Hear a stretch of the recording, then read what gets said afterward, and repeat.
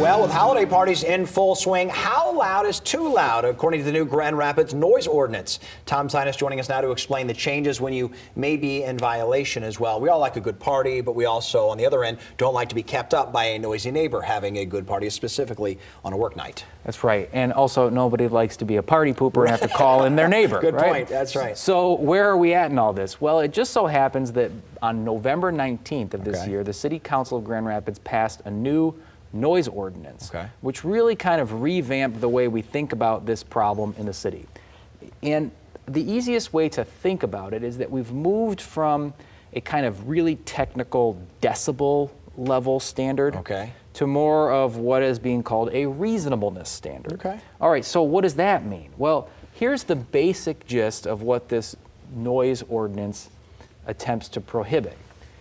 It prohibits what are called noise disturbances. And here's how the City Council defined that.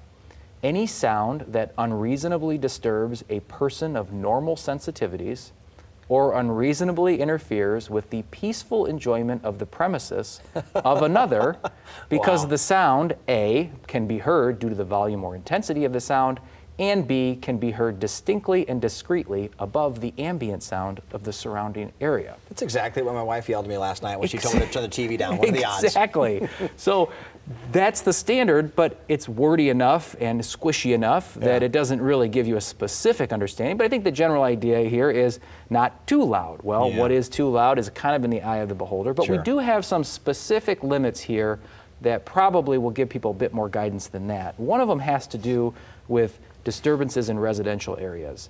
And here, the ordinance says that these disturbances are prohibited between 10 o'clock at night and 7 o'clock in the morning if the audible sound can be heard 25 feet or more from the property line.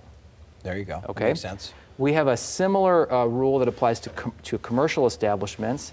That's 100 feet from the property line. And then there are rules dealing with audio equipment, musical instruments. And there, the ordinance says that the sound should not be heard across the property line, again, between 10 and 7. So that's a little bit more specific. The third thing that happened here is the City Council changed the way that the violations for this were treated. It used to be that these were all misdemeanor violations. Now, the city has made an attempt to sort of decriminalize this offense. And so it starts, and really the default is a civil infraction, you know, a monetary fine. Sure. The only time that people will get themselves into criminal trouble here in the form of a misdemeanor is if they have a series of repeat offenses within a 6-month period of time. That makes sense, So, what does all that mean? Probably, in the end of the day, the best lesson is treat your neighbor the way you want to be treated. Well done. Well done. And, I like it. And otherwise, you're going to spend a lot of time trying to figure out all that verbiage means. Got any party poopers out there that need to track you down? Where do they find you, Tom? Well, I'm taking a vacation. All right. But you can give us a call in West Michigan at 616-301-3333. or online at www.sinusdramus.com or email at info@sinusdramus.com. Thanks, Tom. Thanks, Derek.